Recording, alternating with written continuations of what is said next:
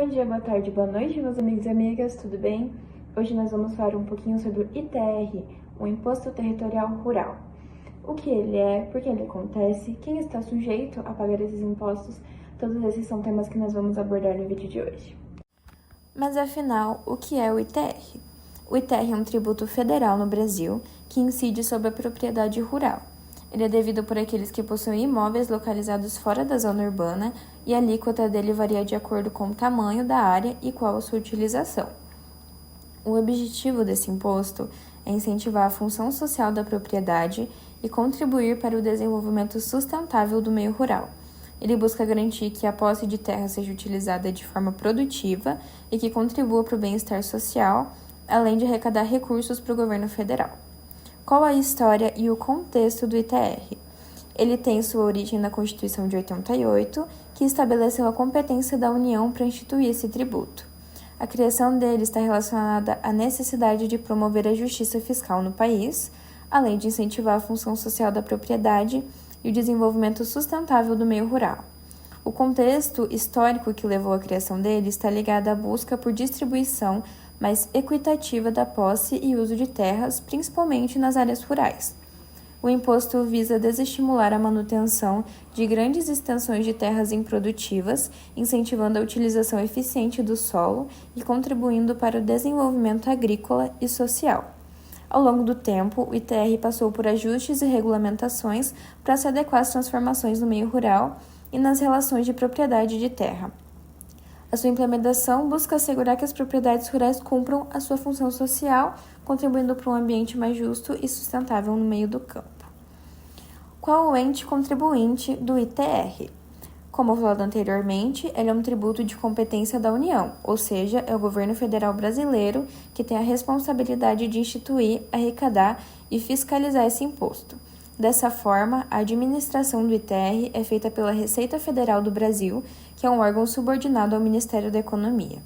A União estabelece as alíquotas, as regras de isenção e os procedimentos para o cálculo e recolhimento do ITR, garantindo a sua aplicação em todo o território nacional. Qual a base de cálculo do ITR? É o valor da terra nua, ou seja, o valor da terra desconsiderando as benfeitorias e as culturas permanentes e temporárias. Esse valor é determinado a partir de critérios estabelecidos pela legislação, levando em consideração a localização, o tamanho da área e a capacidade de utilização. Além disso, a base de cálculo pode ser ajustada conforme a classificação da terra em zonas fiscais que levam em conta características como fertilidade do solo, proximidade de centros urbanos e outros fatores relevantes para determinar o valor dessa propriedade. Quais são as alíquotas aplicadas ao ITR?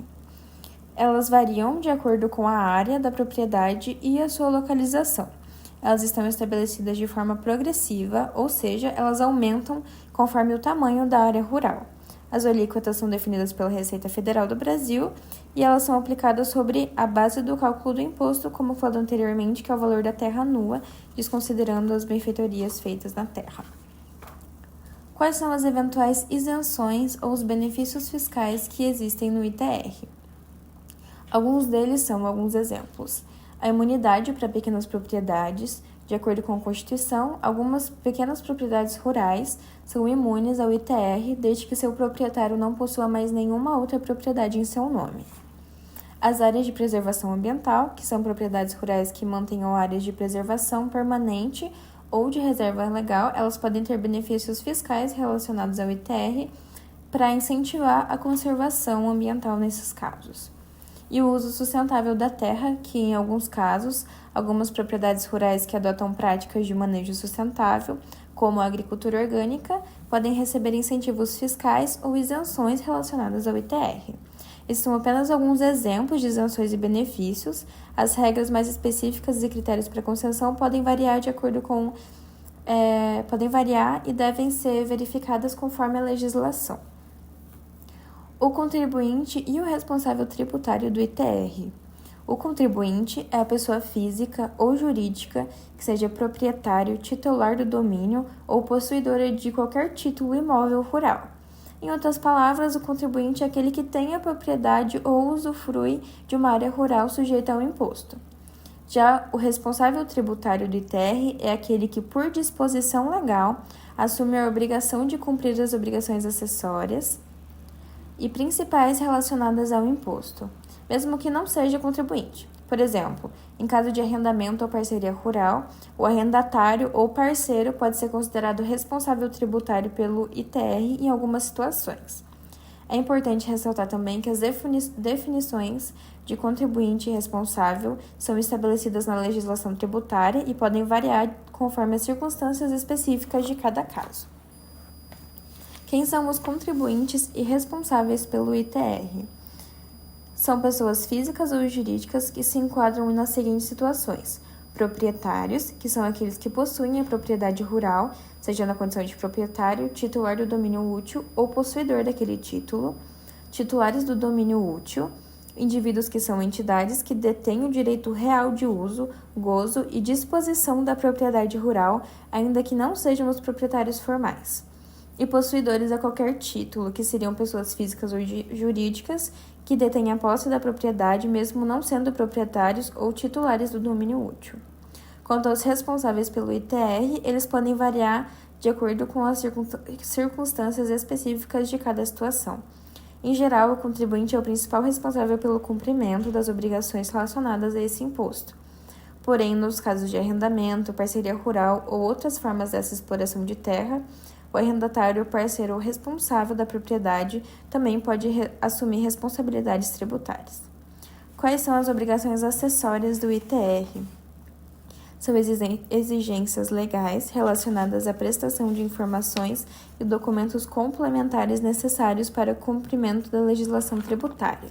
Alguns deles são a apresentação da declaração do imposto sobre a propriedade territorial, onde os contribuintes devem prestar as informações necessárias sobre a propriedade, como a localização, a área, uso do solo, entre outras, por meio dessa declaração do imposto.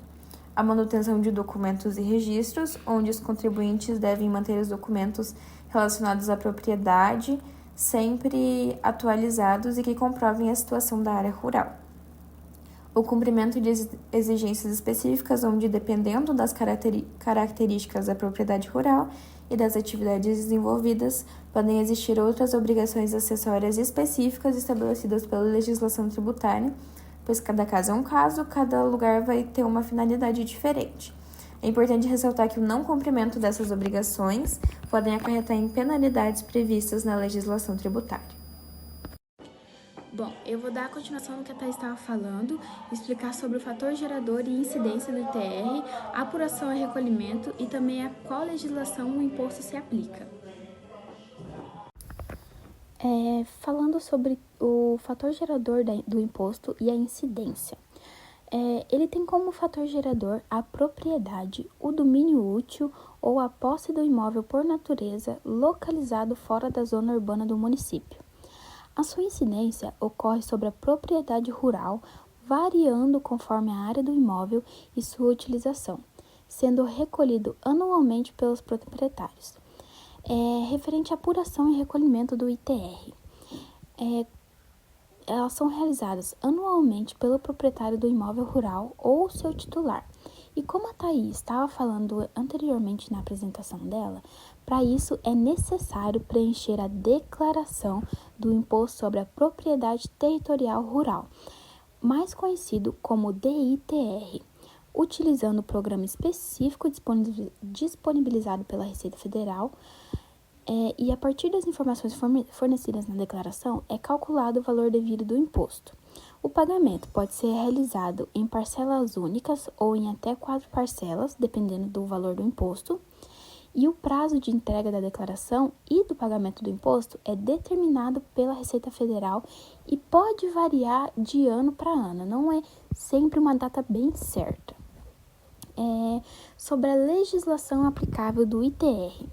A legislação aplicável ao Imposto sobre a Propriedade Territorial Rural é principalmente regularizada pela Lei nº 9.393, de 1996, e pelo Decreto nº 7.620, de 2011. Bom, dando sequência no que a Thaís e a Camila vêm falando, eu vou falar sobre a importância social e econômica do ITR. os possíveis reflexos nele na atividade econômica, as possíveis distorções e os incentivos, e a importância social e a finalidade do imposto, e também a conclusão do trabalho. Falando sobre os impactos econômicos e sociais do ITR.